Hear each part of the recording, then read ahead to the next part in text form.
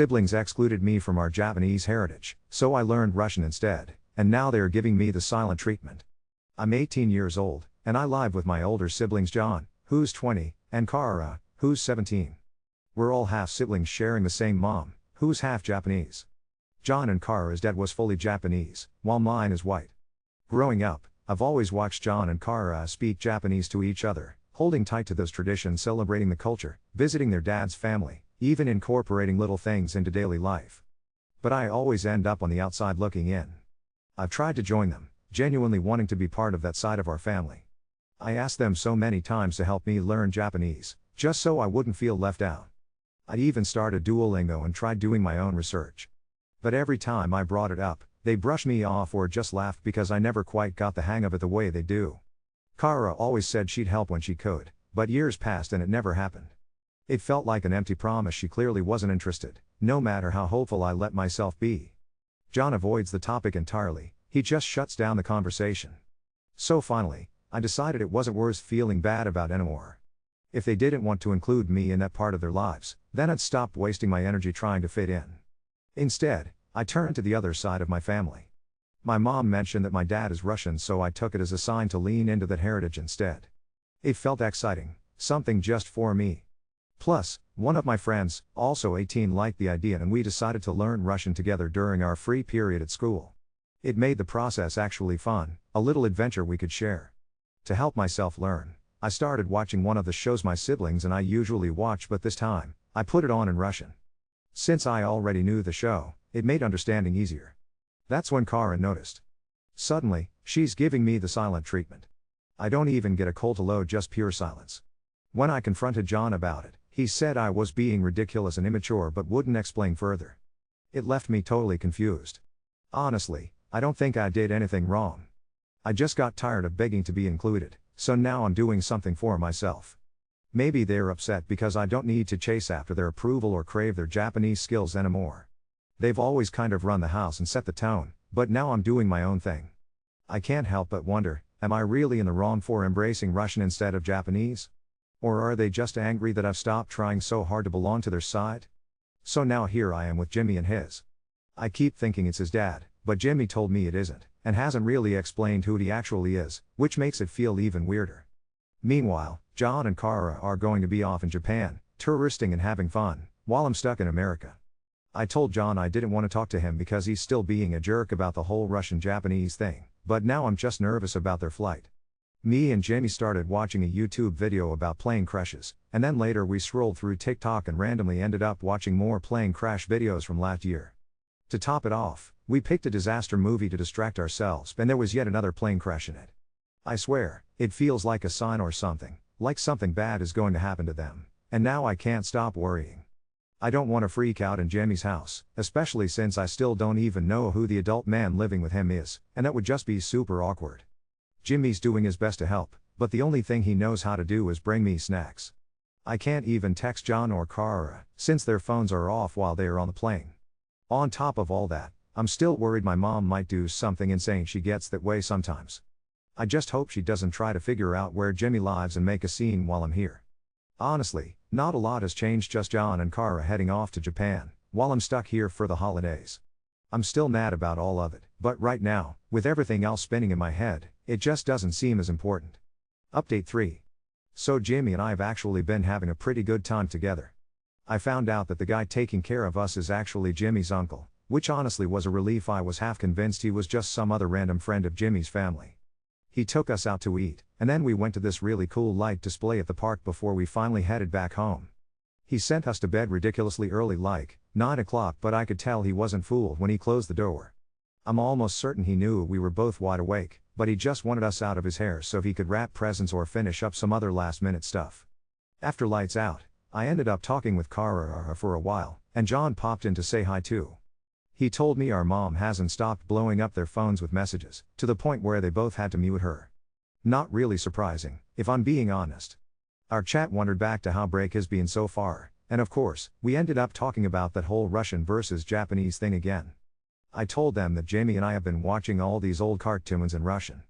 Kara at least pretended to care. She said just listening to a foreign language does make it easier to pick up on, so that's something. I think she cares way less about all that than John and I do, honestly. She still can't help acting a bit superior for knowing Japanese, but her time in Japan seems to have cooled that attitude a little. Kara and John have pretty much wrapped up their holiday celebrating because in Japan, Christmas Day isn't a big deal, it's all about Christmas Eve. Kara told me it was fun hanging out with her cousins, but that she's really excited to come back and see me. I can't tell if she actually means it or if she's just being nice. John, for his part, came right out and said he doesn't like the cousins and they definitely don't like him. I believe it, honestly. People don't usually warm up to John. Now they're stuck in Japan for at least another 2 weeks, just doing regular family stuff because their family insists they act like locals and not tourists. Kara sent me a ton of pictures and she looks ridiculously happy in every single one, with this huge smile on her face. John, of course, has that classic Kubrick stare going on in every photo, but that's just like him. Seeing the pictures only made me miss the both of them more, not to mention, it made me even more annoyed. They've got this whole other family, while all I have is mom. Their relatives have enough money to bring them out to Japan for 2 weeks even though no one really likes each other all that much. Kara and John always complain about the family, almost like they're trying to make me feel less jealous, but honestly, it just ends up making me even angrier.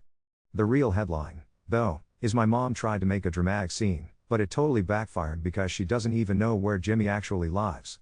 She figured he was from our neighborhood, since most of the people we know are, but Jimmy goes to my school and actually lives all the way across town in a slightly nicer area. So mom ended up yelling at some neighbors because their son happens to have the same first name as Jimmy, well, his real name, not Jenny. But their version of Jimmy is like 23, so that whole confrontation went nowhere and she just stormed back home. I found out about all this because this other Jimmy is friends with John and told him, and then John had Kara fill me in. Kara and I lost it laughing when she told me, and honestly, I'm pretty sure that was the peak of my mom's embarrassing behavior for the rest of winter break, which is a huge relief. I don't think anything is really going to change with the whole Russian and Japanese thing until Kara and John actually get back from Japan and we're all forced to hang out again. So, I probably won't have anything new to say about that until school starts up. Update 4. So, a lot has happened lately, and honestly, I kept putting off writing all this down because I knew it would take a lot out of me. School started up again a few weeks ago, so there's the usual chaos, and Kara and John have been back for a while now. They brought me some genuinely cool stuff from their trip, like stuff I actually like, but I can't help but feel like I'm just letting myself be appeased too easily. Every time I catch myself smiling with them or feeling a flicker of happiness, I get this surge of anger right after. It's stupid, but I can't help it. Mom's been gone since I got back from Jimmy's house, so for almost 2 weeks, it's just been me, Kara, and John. I mean, they're my family and all, and it was kind of nice in a quiet, awkward way to have it be just us. But it also felt like walking on eggshells, because we weren't actually talking about any of the real problems between us. All this tension was just hanging there while we pretended nothing was wrong. I've kept up with the Russian, I really want to learn it. I wasn't flaunting it or anything, but since John and I share a room, he saw me practicing my writing. He totally flipped out, told me I don't have a real connection to Russia since I've never even met my dad, and that trying to learn Russian is just me forcing something fake. We got into a pretty heated fight. I actually left my phone at home on purpose, because John made Kara and me share our locations, and I didn't want him tracking me. I ended up walking to Jimmy's house again. It wasn't like I was planning on staying there forever or anything, but John figured out where I was pretty quickly. I really don't have much of a social circle besides Jimmy, so it wasn't hard to guess. But John didn't come after me or anything. Instead, he texted Clark, Jimmy's uncle, the one who let me crash at their place before, and basically gave permission for me to spend the night. Clark let me stay but laid into me about walking around town without my phone at night, because the area can be dangerous. It made sense, but I still think it's overkill. Who's going to kidnap a teenage guy anyway? The thing is, I think I'm really starting to hate John. I don't get what his deal is. Kara hasn't done anything to me, but right now, I can barely talk to her either. I just don't get why they didn't want me to be Japanese before, and now they're mad about the Russian thing too. It feels like they don't want me to be anything at all. Update 5. My mom just dropped some slightly new information about my dad that's been swirling around my head all day. Apparently, during their little fling, my dad was engaged to someone else.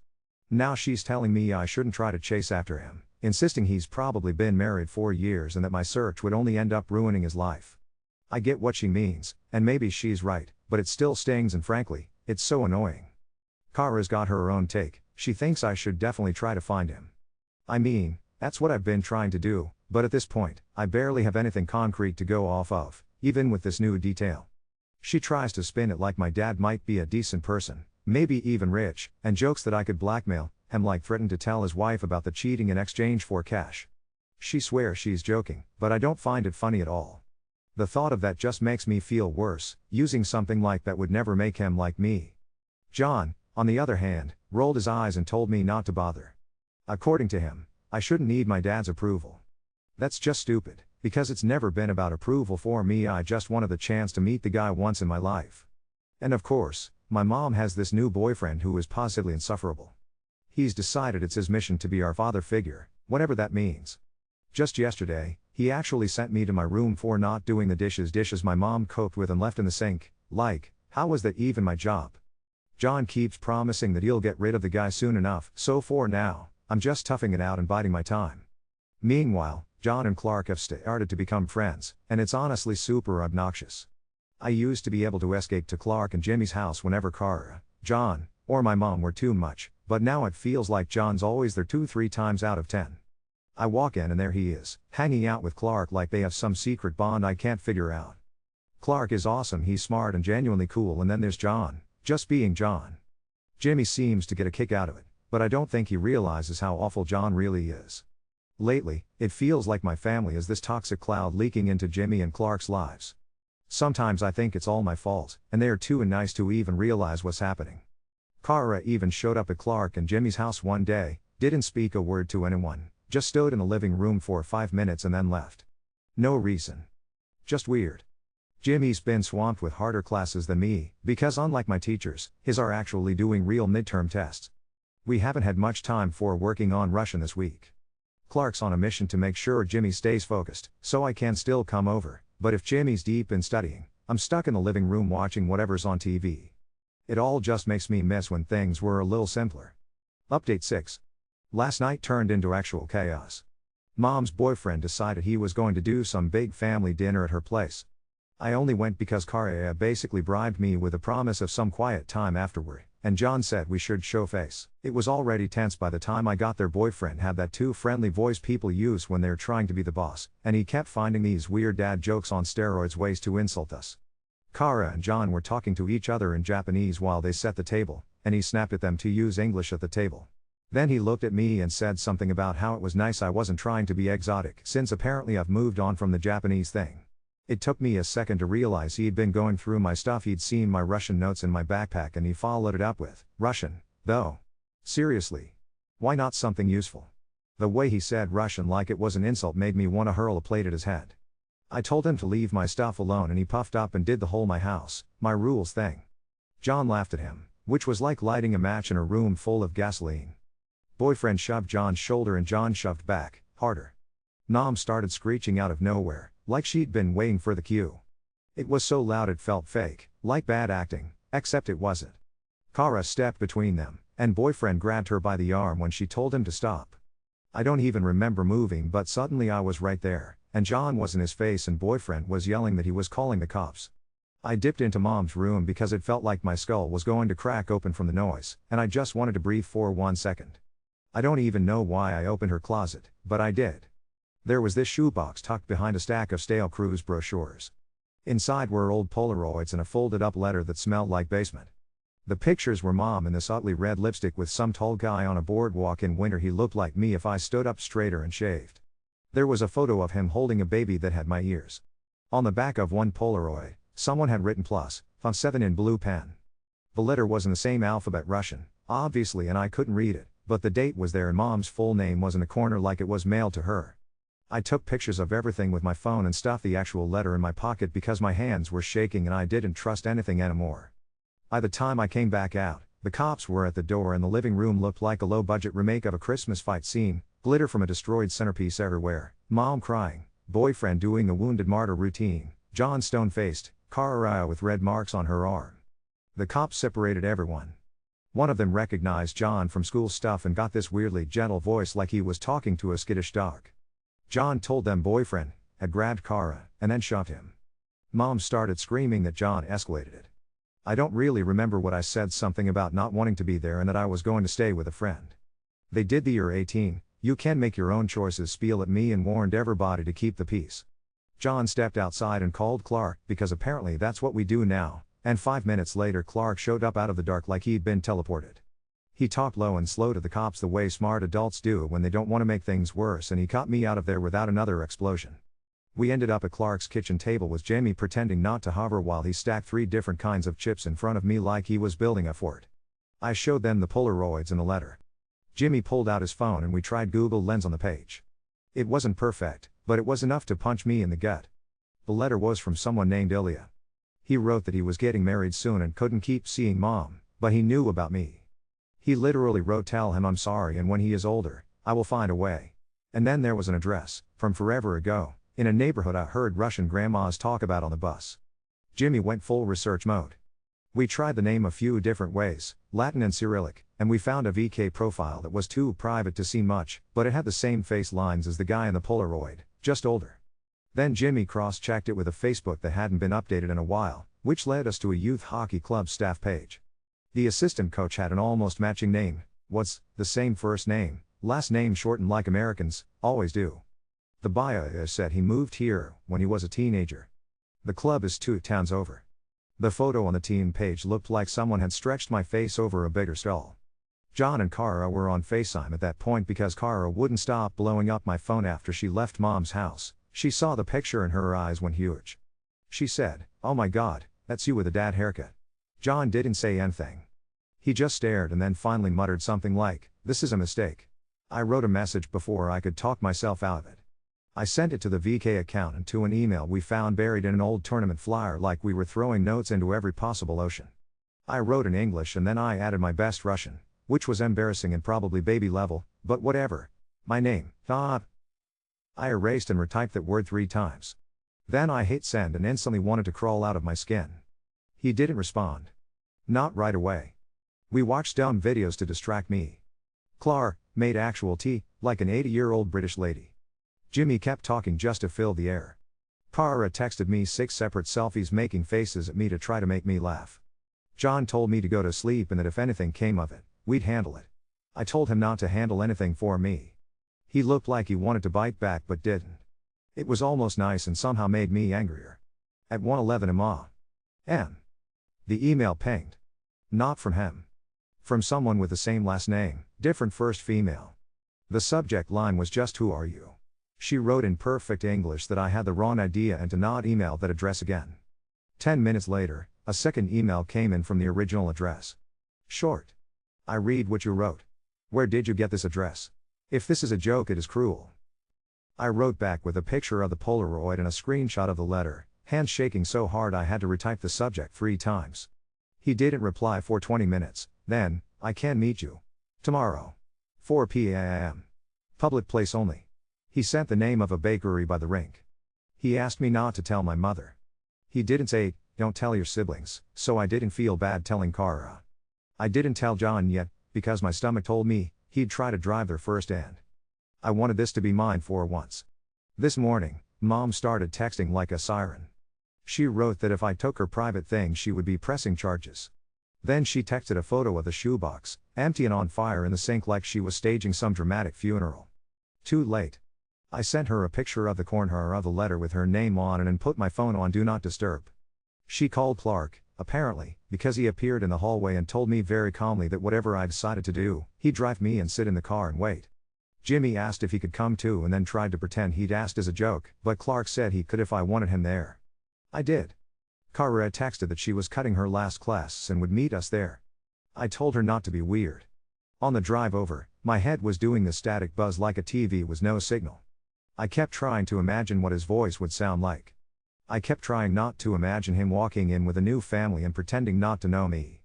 Clark kept the radio on low and didn't do that thing where adults start dispensing wisdom nobody asked for. Jimmy was next to me bouncing fast enough to start a small earthquake. We pulled up early because Clark is allergic to being late. I wanted to throw up but also eat everything in the display case. He walked in 5 minutes after 4, which is apparently genetic. I knew it was him before I actually knew. It was like recognizing a painting you've never seen in person before. He looked at me and did this quick inhale, and I did the same thing, and then he put his hand on the back of a chair like he needed a prop not to fall over. Up close, he looked exactly like the Polaroids if time had given him better clothes and a more tired mouth. He asked me if he could sit. He asked my name again like he needed to hear it out loud. I said it. He did that smile cry face where your eyes go shiny and you keep swallowing. We talked. Not about anything, and also about everything. He said he didn't want to explain in a bakery because some stories don't belong between quasas. He said he knew about me, that he'd tried to come around once when I was a baby and mom slammed the door and said she'd call the cops. He said he sent that letter and never got an answer, and then he got married and his wife. He didn't finish that sentence. He said he's not Russian, not exactly. He said his mom is Russian and his dad is Ukrainian, and that if I called him Russian in his parents' house, his dad would pretend not to hear me, and if I called him Ukrainian in his mom's house, his mom would throw a spoon at his head. He said he doesn't care what word I use, he just wanted to see my face. I asked him if he wanted a test, since that seems like the sort of thing adults ask about, and he laughed without humor and said, "We can, if it makes you feel better." He asked me if I'd be okay meeting outside sometimes, slower, careful, because his family, he keeps saying family like it's a shed he has to duck through, is complicated. He promised to tell me everything but not with a pastry between us.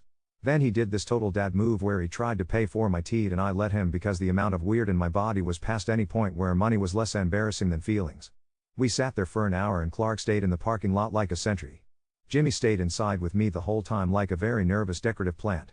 At one point Kara literally appeared at the window like a Victorian ghost, realized what she was doing, and sprinted away to hide behind a trash can.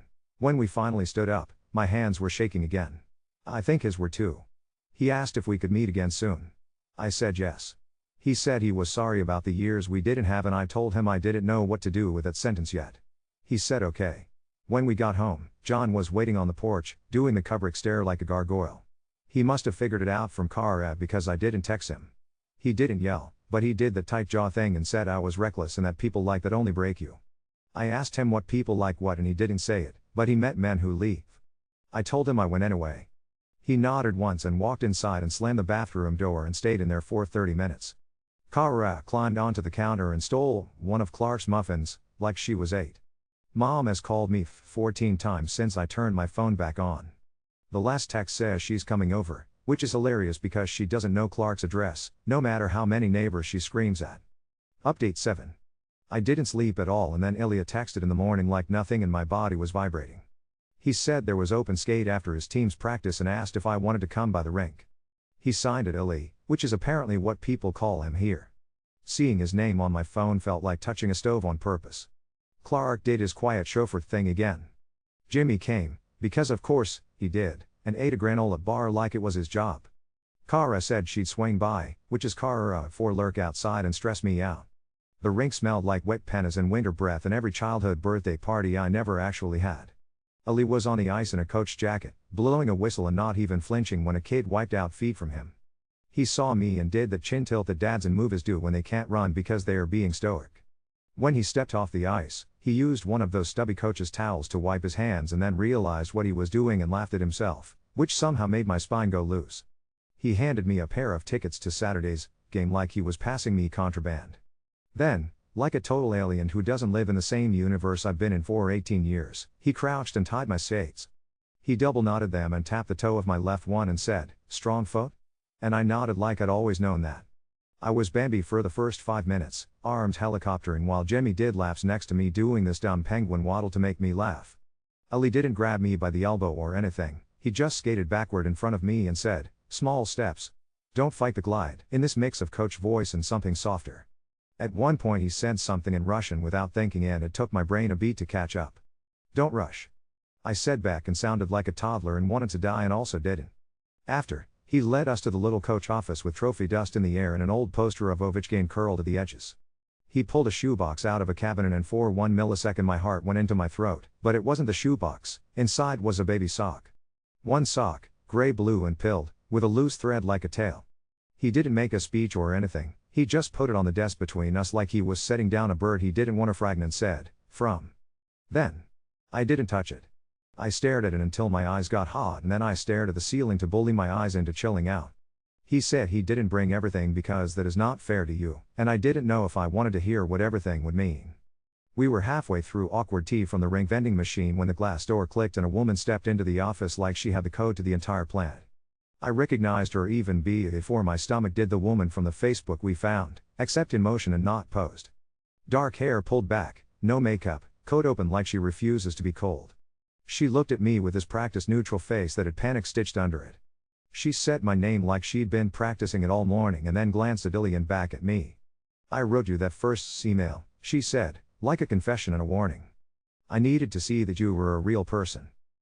I didn't know if I was supposed to stand up, so I did and then felt stupid for it. She stuck her hand out anyway. Her palm was warm. I'm Anya, she said, which made my brain zip through 100 dumb assumptions, a twins accent or no accent, who cooks in their house, whether she's the one who knows exactly where the strainer is. She didn't sit down, she leaned against the filing cabinet like she was circling a hot stove. I knew there was a chance. He told me. A long time ago. She flicked her eyes to Willie. He didn't look at her, he kept his eyes on the baby sock like it was going to answer for him. We have to go slow, she said to me. We have kids. This is not because you did something wrong. I don't want you to think that. Her voice got classy on kids, and I felt like I'd wandered into a room I wasn't old enough to be in. Jimmy knocked on the glass right then like a raccoon at a patio door, wide-eyed with a pretzel in his hand like an offering. Anya startled and then tilted her head at him, the tiniest smile like she couldn't help it. Jimmy mouthed sorry like a man and vanished. Anya said she didn't want to keep him from his practice and he said, in Russian, quite sloppy, he can wait, and then looked a little ashamed of how instinctive that came out. She reached into her bag and handed me a folded index card with a phone number that wasn't his. Mine, she said. If you need something and he forgets to look at his phone on time. She did a very European eye roll at him, which would have been funny if my heart wasn't doing Parker. She looked at me one more second like she was memorizing something, nodded at both of us, and left. The sound of the door latch hiccuped and then everything was too quiet. We skated a little longer after that, because doing something with your body is sometimes the only way to make your brain get off your throat. When we said goodbye in the parking lot, he did the hand half-raise thing and then apparently thought better of it and stuck both hands in his pockets like he'd stapled them there. Saturday, he said. He said my name again and I thought I might have to sit on the curb and breathe into a paper bag. He slipped an envelope into my hoodie pouch like a magician. 2 more tickets, different section.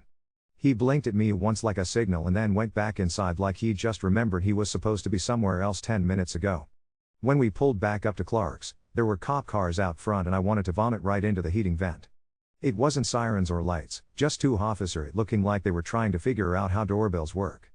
Clark opened the door before they could knock, because Clark always opens the door like he's been expecting whatever fresh hell is waiting.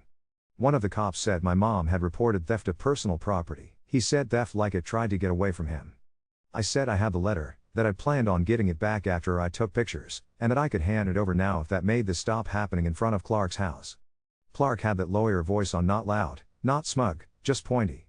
He asked if this was a civil matter, because it sure sounded like a civil matter, and said we'd be happy to show them we hadn't altered anything and that there was no restraining order and that I'm 18. The older cop looked relieved like he didn't want to file a single piece of papers a day. I gave the letter back. He put it in a Ziploc like it was a dead bee. Mom texted me enjoy your little stunt while they were still on the porch. The younger cop asked me if I was safe where I was. I said yes and he gave me this nod like he both believed me and wished I'd say more. They left. Clark closed the door and stood there with his palm against it for a second, like he was holding the world out. John was already at our place when I walked in later. He didn't look at me at first, he looked past me like he was trying to find a camera crew. He said, too calm, did you tell his wife? I said she told me, and he laughed once, hard, like a hiccup. Then he pulled his phone out and held it up at me and there was an email open, 1 paragraph long, sent this morning from his username that's just his last name and a number, to Anya's email. Keep my brother out of your mess, it said. Don't use him to lie to your husband. I could feel my own blood in my mouth. I said, very evenly because I could feel my voice shaking in the cupboard under the sink, you do not get to be my keeper. He said, I'm trying to stop you from being chewed up, and then, like someone had ripped the brake line, he told me something I didn't know how to hold. When John was 15, their grandfather Dad's dad in Japan, the one with the money and the rules, offered to pay for a summer program for John if he'd switch schools the next year and do a sport he hated and agree to live with them half the time. John said no. Grandfather didn't talk to him for a year and a half. Then he sent Kara a ticket to visit without inviting John. John's voice went flat telling me this, little rocks in a row. People make you into a shape they can use, he said, and it sounded like he was trying to put armor on me that fit him. When you don't fit, they pretend they never knew you. I wanted to fold it into the part of me that can do empathy and understanding and hand it back to him to keep, and also I wanted to scream at him for writing to a woman he has never met about my life like I was a plant that needs staking. Kara texted me a picture of our kitchen table from her vantage point and I realized she was literally in the backyard because you could see the porch light haloing her phone case. I went outside. She had a Sharpie and one of Clark's sticky notes and she'd written on it in murderous kindergarten letters. She held it up to my face like a hostage note. "Teach me how to make it pretty," she said. I laughed with my whole stupid chest and then immediately hated myself for giving in, and then immediately hated myself for hating myself. We sat there and drew Cyrillic on the sticky note until it peeled at the edges. She did her K's backwards and insisted it looked better that way. She stole one of the game tickets out of my hoodie and said she was just holding it. I didn't stop her. At 11:08 a.m., my phone lit up with a number that had a lot of digits and the name came through as something like because apparently someone, probably Ellie, saved it for me mint in a 1900 style video call. I didn't even mean to answer it, my thumb just did it. A woman's face filled the screen, cheekbones you could slice oranges on, hair in a scarf like she was always about to step into a kitchen. She was in a small, bright room with a lace curtain blowing like it was pretending to be dramatic. She said my name like she was tasting it for the first time and then she said and it took my brain a second to realize she'd called me a little hare. Then she cried. Not loud, not ugly, just this spiel she didn't even try to hide. She said a lot of fast Russian and I picked up one word in 10 and the rest were just music I wanted to swim in. She said she is my father's mother and that she dreamed last night of a boy with my eyes and woke up knowing something had changed and then Ellie told her and now here I was, small square, too small. She said, Old New Year's next week and do I know what that is, and I said kind of, and she said I will make you 12 dishes, and you will pretend to like half of them, okay. She asked if I like pancakes and then corrected herself to Blinny like the word had to be right for the food to taste like it's supposed to. I stood in the doorway and nodded like an idiot and tried not to drop the phone. Mom called twice while was telling me about a recipe that uses buckwheat that she swears I love. Anya texted me after the call and said, she is excited. It will be a lot. We will keep it short the first time. Ali sent me a message that said, "Saw," and it didn't feel babying when it was from him. I typed back, and then stared at it until my phone dimmed and then typed out a whole sentence about how my skates felt less like shoes and more like permission and then deleted it and sent a little thumbs up like a coward. I put the letter back into Mom's hands when she finally materialized this morning like a weather event, and she swung between crying and calling me a thief and telling me I'd been brainwashed. She tried to grab the tickets out of my hoodie and I pulled back exactly the same way you pull a toy away from a toddler who bites. John stepped in front of her so smoothly it was like they'd choreographed it. Kara stood by the door and said we're going to be late even though we weren't going anywhere. Mom said I was choosing them over her and I said I wasn't choosing anything, I was just showing up where I was invited. Saturday is in 2 days. I have 2 tickets. Kara currently has one like it lives in her pocket now. John hasn't asked for the other, and I haven't offered, and it sits on my desk like a dare. Jimmy already claimed emotional support friend status and put a Dibe sticker on my soul. Clark wrote the rink address on a post-it like he doesn't already know it by heart and stuck it to the dashboard of his car. Anya's number is in my phone. My grandmother's word for me is hopscotching around my head like it's made of gummy candy. Ellie sent me a voice message and I haven't opened it yet because I'm not sure which part of me is supposed to listen.